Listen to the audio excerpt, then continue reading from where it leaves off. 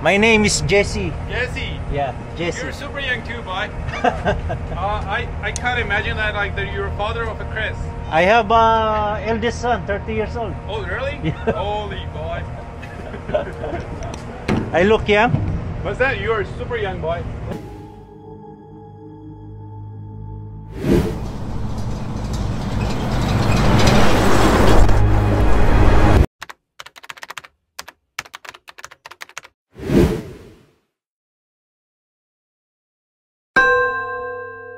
Good morning guys, today is Wednesday. Oras natin ay 4:30 AM. Babiyahin na tayo. So nagising ako kanina 3:30. Maaga nag-prepare, naligo. Then pupunta na tayo sa truck stop. So ito ang trabaho ng truck driver, walang oras. Dahil nga malayo pang biyahe natin, tatakbo pa ako ng 275 km doon sa deliveran natin. So nasa 3 hours yun. Ngayon mag-start tayo ng 5 AM, 5, 6, 7, 8 AM or before 9 nandun na tayo sa customer natin. Okay. Hintay ko lang yung anak ko kasi may bihis pa.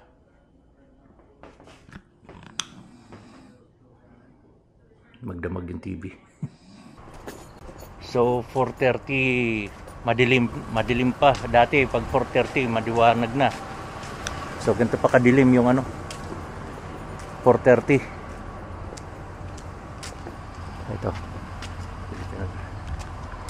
Dati maliwanag na kagad ang 4:30.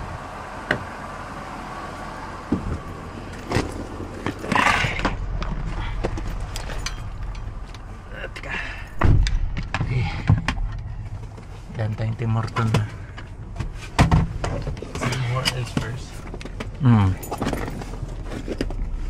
Kasi para makauwi ka na.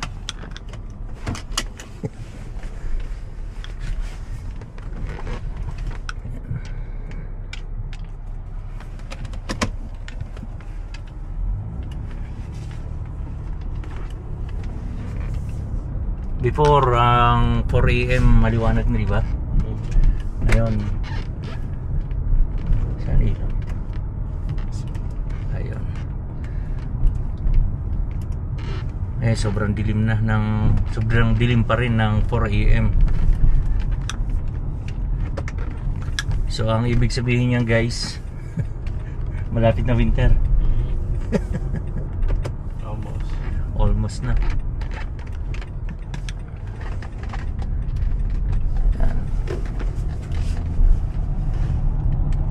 Pag nagdilaw yung mga puno na yan, sigurado na tawag ng tin?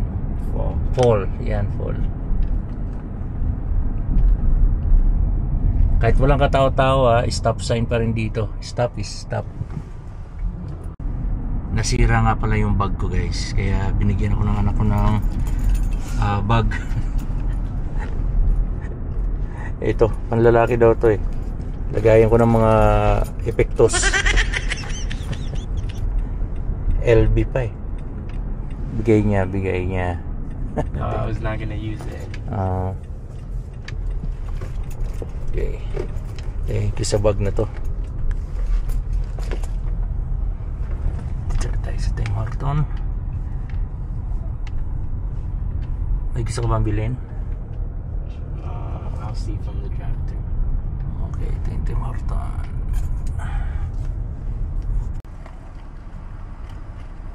Ang Tim Horton dito at McDonald's 24 hours ang operation nila o trabaho nila.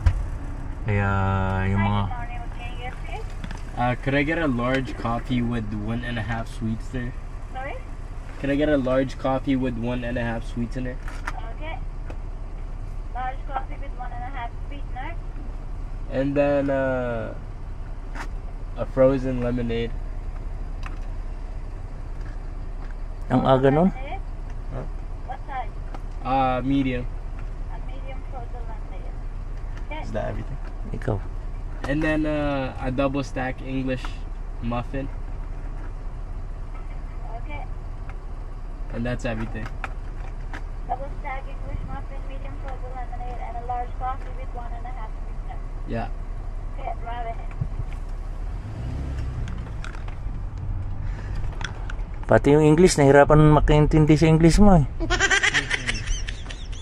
She's not understanding it. Sweetener. Sweetener.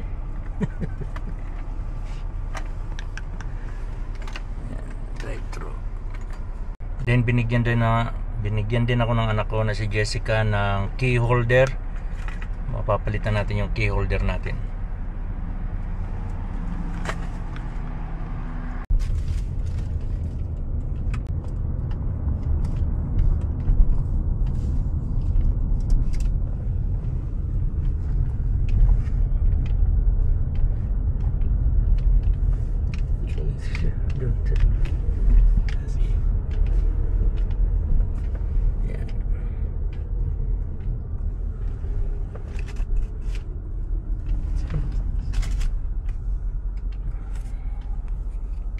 So yun guys, dito na tayo sa truck. Punong-puno yung truck stop ng truck dahil madaling araw pa. Pero sigurado kaya naman natin makalabas kahit na naipit tayo.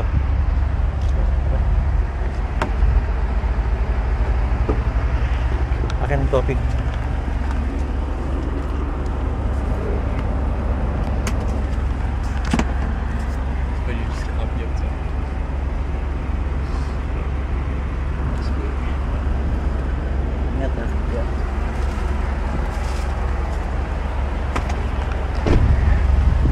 Tim Horton natin.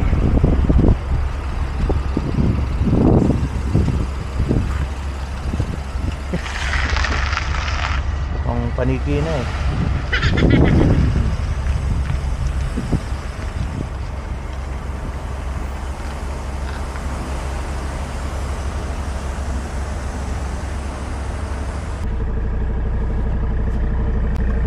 Biyahe na tayo. Masikip yung area natin, no?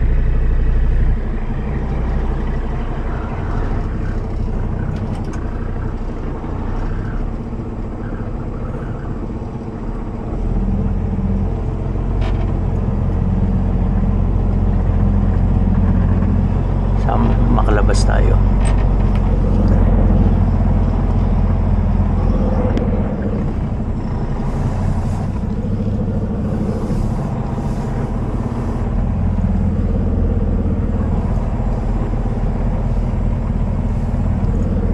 Ayos, nakalabas tayo.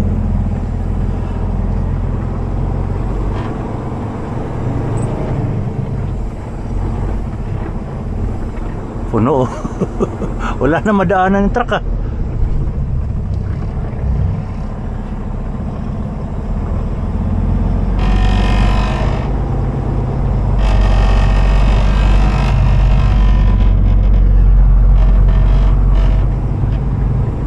Buti hindi tayo nagkamali ng parking. Kung hindi, tanghaliin tayo na ito.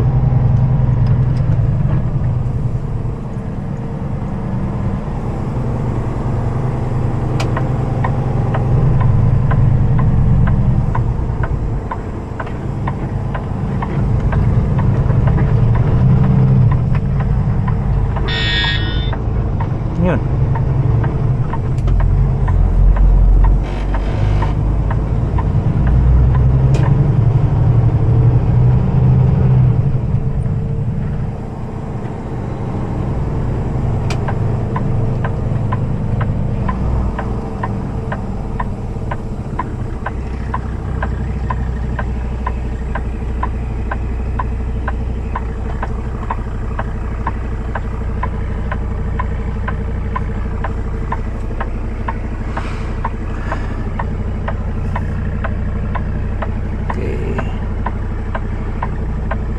Tatakbuhin natin nasa 256 km pa.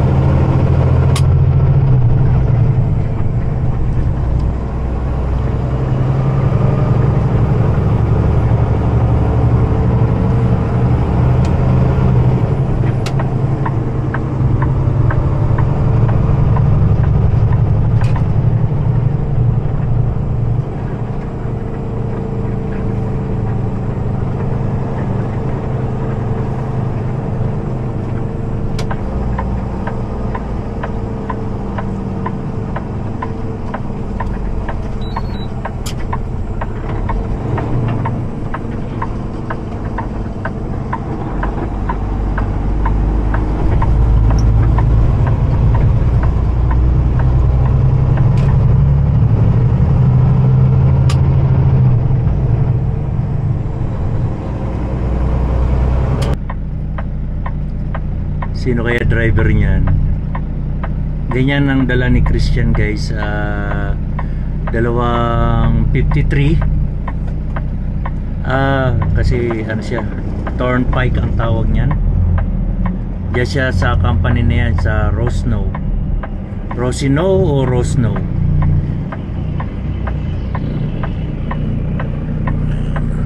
Hindi pala siya, may ano sa ulo eh. So dito muna tayo sa Flying J, guys. Magpa-fuel dahil hindi ako nakapagkarga nung isang araw.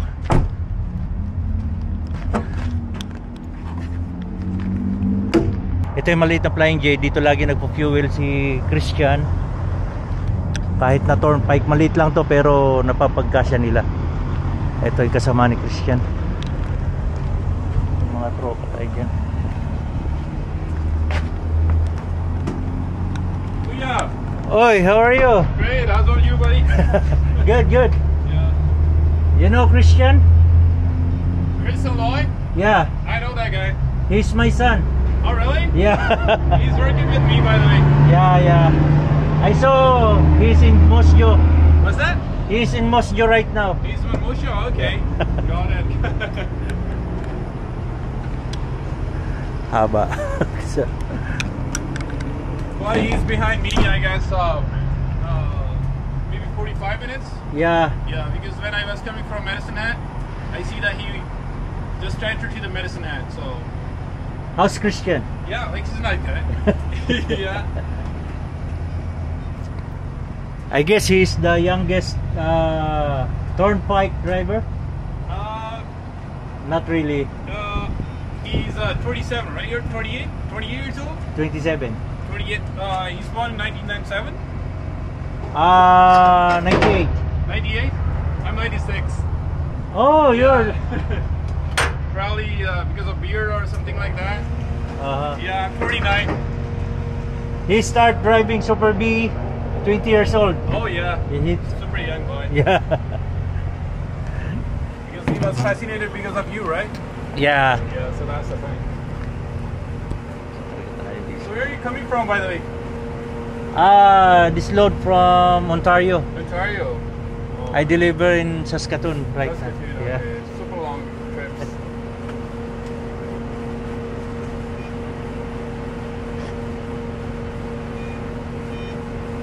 I always say, hey kuya, kumusta ka rin? Yeah. He teach you how to speak Tagalog, Yeah, yeah? some of the words I know. Yeah.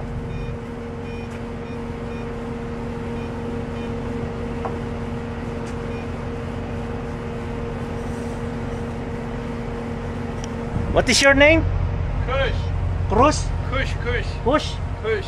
K-U-S-H? Kush. Kush, Kushwinder. But I got 11 different name Kushwinder, but Kush is my that's my normal name. Okay. Before these guys, I was working with 4 tracks, so I'm running LCV from last 3.5 years. Oh. Yeah, so it's a good experience. Yeah. Good money too, Yeah.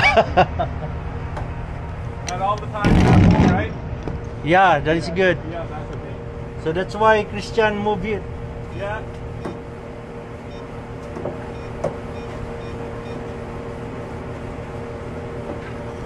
My name is Jesse. Jesse, Yeah, Jesse. you're super young too, boy.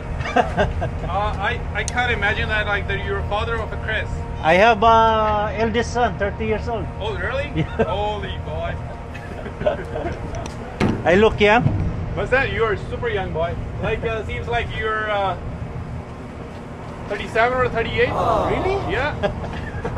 I'm 50 years old. 50 years old. Holy. Well, you're calling to your hairs or what? I call her my. Okay.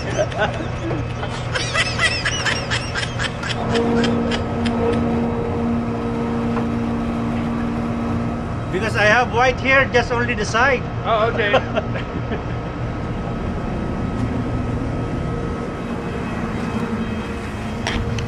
So, karga lang tayong diesel, then takbo na tayo tuloy-tuloy. Christian too, Recording videos? yeah, he have also YouTube. Oh, yeah, he told me that, but I haven't added him. He said I got 30,000 followers on it on YouTube, right?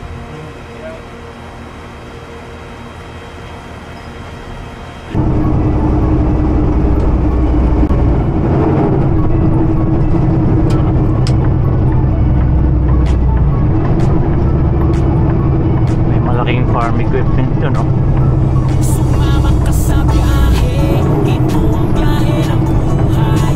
Filipino Truckers Pro, takbo lang tayo. Pahon kasi to, damage side meron. Filipino Truckers Pro, siya ang Kaya gapang tayo. Sumama ka sa biyahe, ito ang biyahe ng buhay. Filipino Truckers Pro, takbo lang tayo, mga biyahero. Filipino Truckers Pro, siya ang kasama niyo. 39 lang yung speed natin, no? Sa pahon. At magpunta, Filipino Truckers, kahit mabigat man ang dala. Buhay dapat merong tiyaga, mahirap man di atras. Yan ang Pinoy laging malakas. Handa ano bang dumating na bukas, di magpapatalo. Ano bang ibigay araw-araw na kanyang trabaho. Ipapakita niya sa biyahe, saan man punta, makikita ang truck na kanyang dinadala. Ayun sumama sa biyahe, lahat ay kasali. Buhay truck driver, di pwedeng mag-arte. Dapat madiskarte, yan ang sikreto. Sa bawat andar, dapat laging alisto. At pupogi lang tayo, yan ang Filipino Truckers Pro. Sumama ka sa biyahe, ito ang biyahe ng buhay. Filipino Truckers Pro. Grabe, oh. 2 lane ang sakop nito. Mga biyahero, Filipino Truckers Pro, siya ang kasama. Sumama ka sa biyahe, Kukuha lang tayo ng tiyempo para makasingit. buhay. Filipino Truckers Pro, takbo lang tayo, mga biyahero. Filipino Truckers Gigilid yan sila, Pro, siya ang gigilid. kasama nyo. Dito ang buhay di madali, pag di ka masipag. Ano bang maging biyahe kahit na maging mahirap. Buhay driver, Yan. ay di madali. Ano bang maging Straight na, kaya ano. dapat maayos, maihatid. Di basta-basta ang sasakyan na dinadala. Sa bawat daan at Sobrang laki, oh. ay dapat ay maingat ka. Buhay ka, ganda at trabaho. Dito ay mapapanood at makikita mo iba't ibang lugar ang kanyang biyahe. Malayo man ay tuloy lang ang biyahe.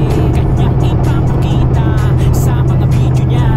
Laging manood sa vlog at marami kang malalaman. Tatlong pogi lang tayo. 2 lane na sakop, eh. Ganun kalaki yung mga farm equipment dito. Sumama ka sa biyahe. Talagang ginagastusan dahil sa lawak ng ano, ng mga farm dito, oh. Takbo lang tayo, mga biyahero. Filipino Truckers Pro, siya ang kasama. Sumama ka sa biyahe, ito ang biyahe ng buhay. Filipino Truckers Pro, takbo lang tayo.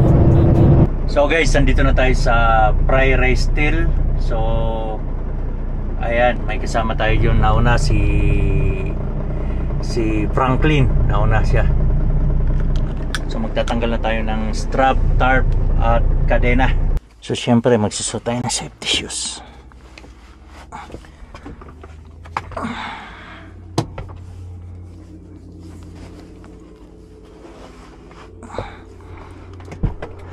Tapos helmet.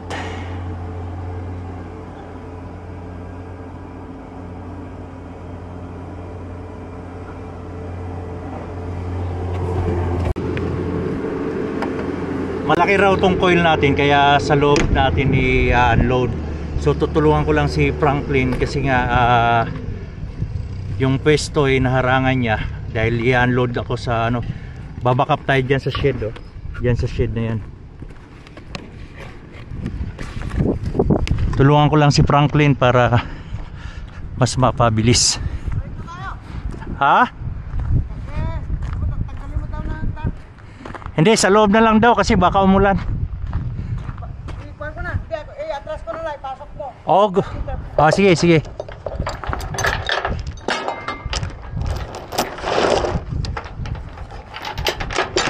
I-atras na lang ni Franklin.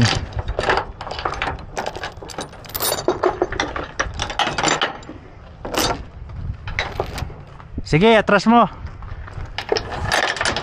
Atras ko na lang to. Oo.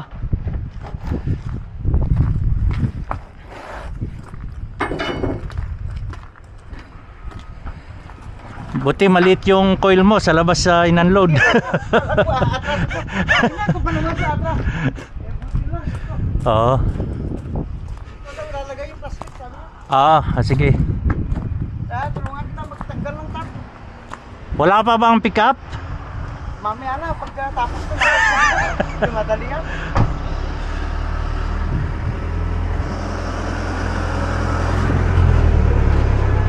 Sige, no? Ready na. Kasi ulan, guys, kaya yeah.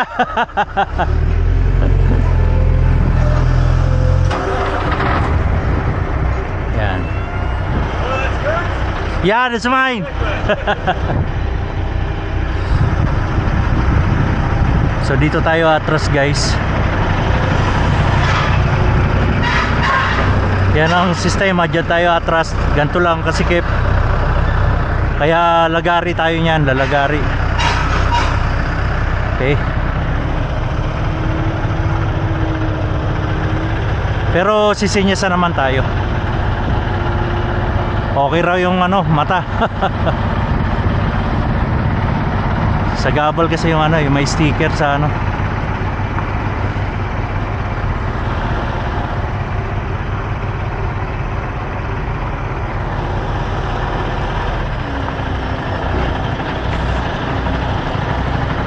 Ligpit mo muna yun sa'yo habang nag-atras ako.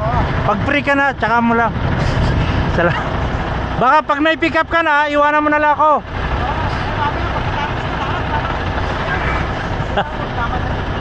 Sige.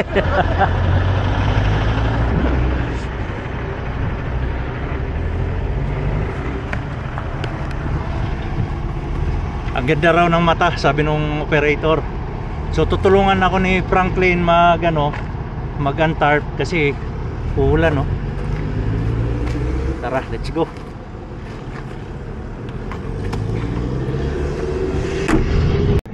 He's just gonna move those, take the last row of pipe so Okay. there's a little more room. Then you can go ahead. Okay.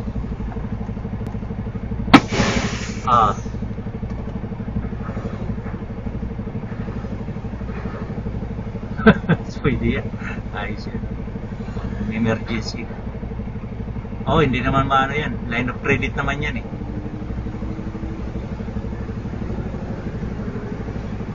Okay.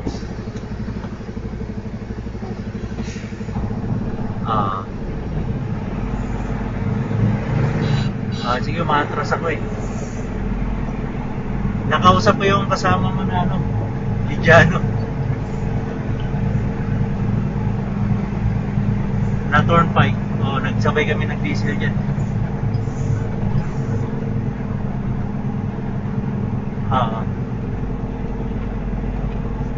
Kala ko ikaw eh. Tinignan ko, nasa Mosque ka pa pala.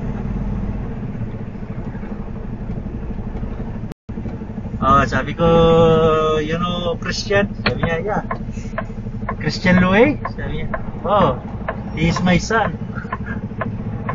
Sabi niya, hindi siya makapaniwala eh, dahil bata pa raw ako.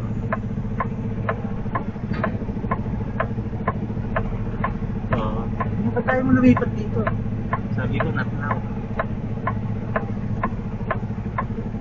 Sige, matras ako. Mahal sikip tong eh. Okay, bye-bye. Okay.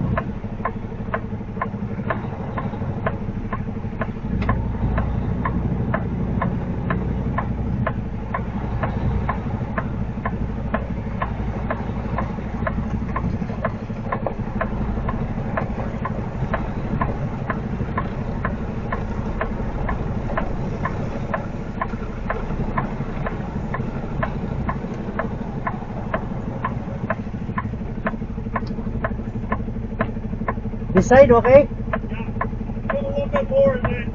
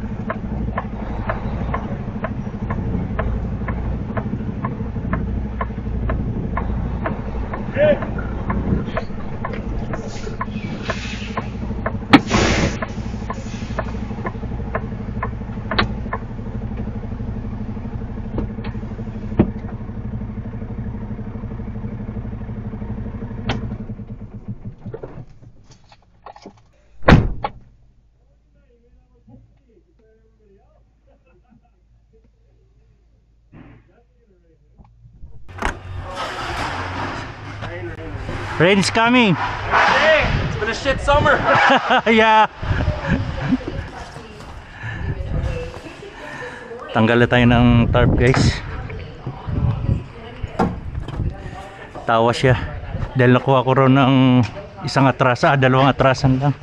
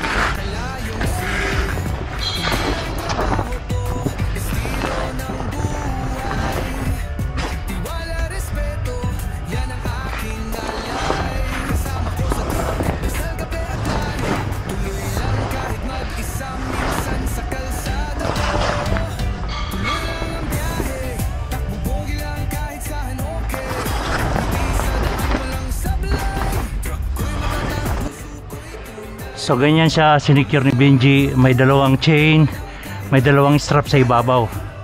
So yan siya, talagang secure na secure. Ayan siya, dalawang chain, isang strap sa ibabaw. Yan, ganoon din dito, dalawang chain, dalawang strap sa ibabaw. Ito isang strap sa ibabaw, ito kasi sa likod. So yan, ganyan ang pagka-secure niya, safe na safe.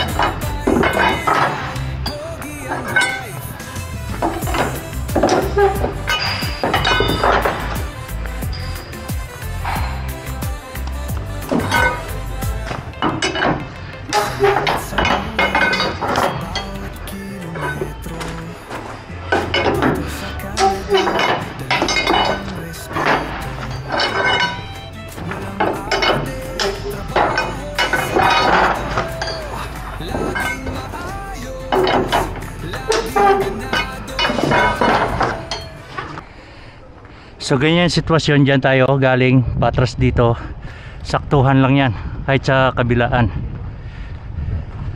Ayan, kumbaga alanganin, di ba? Dahil masikip oh.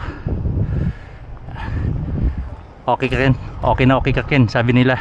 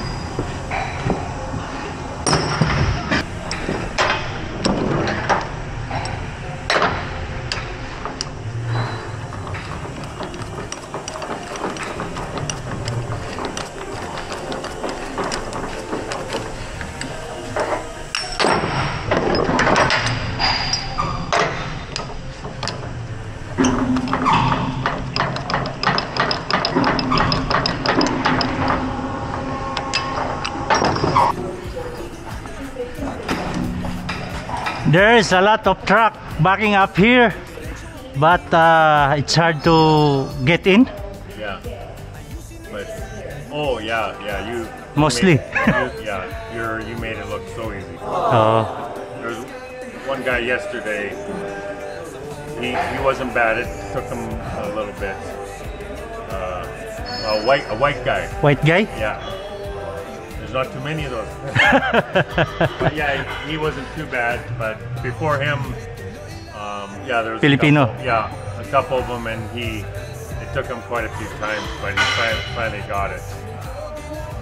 But it's kind of the shits, you know. But yeah, you made it look like Easy. Easy, yeah. 2 times just. Yeah. You know why? Why? Because I'm 11 years working here. but some guys, they can drive a long time, but they never back up. You know what I mean? Yeah. Because normally you don't do that, eh? Because when you go other places, how often do you have to back up? Yeah. Do you? Like, do you have to back up in other places? There is, but this is only the very tight. Yeah. Situation. Oh, I gotcha. Yeah, I know. That's why I say, you could work a long time, but you might still not be able to back up. But easy, You yeah. made it, Thank you. made it look easy, yeah. So it wasn't so bad. Because the other times it's like, well, one before quite a few weeks ago, they just dropped the trailer. Oh, one by one. Yeah, you know, and then it Yeah. was. But then there was a Packy guy. He tried to back in, he couldn't back in. So then they went out to split the trailers, but he couldn't unhook. Something with the trailer. So he had to come back and try again, and he finally got it. Yeah, but a little bit of time. Yeah. Yeah. Okay, thank you.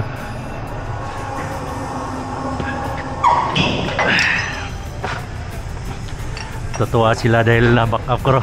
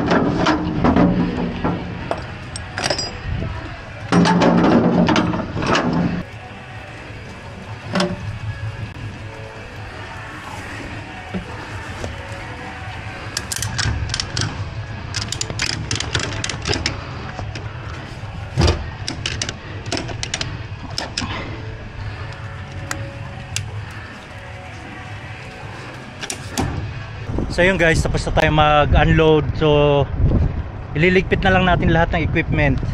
Ayan. Bago tayo tumawag sa dispatch, na-roll ko na rin yung tarp.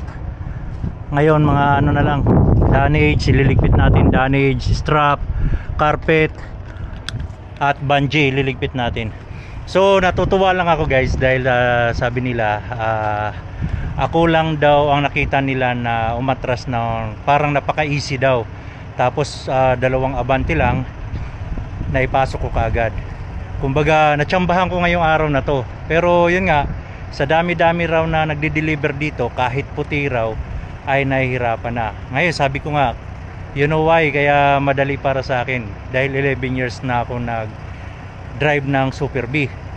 Sabi niya, hindi sa tagal yan kasi marami ng puti, iba-ibang lahi na umatras dyan na mga may edad na siguro o matagal na sa tingin nila ay nahirapan pa rin umatras. Kumbaga take time daw talaga. Sabi nga nila maraming oras na uubos kumbaga sa Tagalog ganon. Kaya na-appreciate ko, tuwang-tuwa ko dahil nakita nila yung driving style natin mga Pilipino. So nakaka-proud, di ba? Hope marami pang Pilipino na makakagawa rin ng ganyan dahil hindi ganon kadali or hindi ganon kaluwag ang mga dinideliveran natin. Marami pa ganyan. O di ba? Puro mostly guys ang Armtec ganyan yung style ng deliveran. Atras sa loob ng shed, kahit doon sa Westlock ganyan din. Tapos may dineliveran din ako na Armtec din. Hindi ko matandaan yung iba kasi ganyan sila, puro pasyete talaga ang pasok, kaya mahahasa ka talaga sa atrasan. So yun, maraming salamat sa mga sa mga receiving dito dahil natuwa sila sa ginawa ko at nakita rin nila na may camera ako, hindi sila talagang nag-comment sila, nagsalita. Kanina alanganin pa ako pero nakita nila may camera ako sa ulo nagbigay sila ng mensahe about sa pag-atras ko. Natutuwa sila. Kaya ayun, maraming salamat sa inyo guys. So hanggang dito na lang tayo at magliligpit pa ako. Marami kasi mga Pilipino rin dito sa company na to, dito sa Armtec Saskatoon, kaya magaan ang loob nila sa Pilipino. Second time ko nga pala nag-back up dito. So ngayong pangalawa napahanga ko sila. Talagang napabilib sila sa backup ko na to. Akala nila first time ko, sabi ko this is my second time kasi nung mga nakaraang taon dito lang kami nag-unload sa labas dyan lang nila binababa. Pero ngayon sabi nila kasi malaki yung coil ko, sa loob daw talaga dinidiskarga kasi ginagamitan ng tawag nito yung ano ba tawag niyo, nakakalimutan ko lagi yung crane sa overhead crane. Ginagamitan ng overhead crane kasi siguro hindi kaya ng forklift nila dahil yan lang ang forklift nila So yan mga maliliit daw sa labas. Pero yung karga ko malaki kasi kaya yun, second time ko pumasok diyan sa shed nila, napahanga ko sila. Nakakatuwa lang, nakakataba ng puso dito.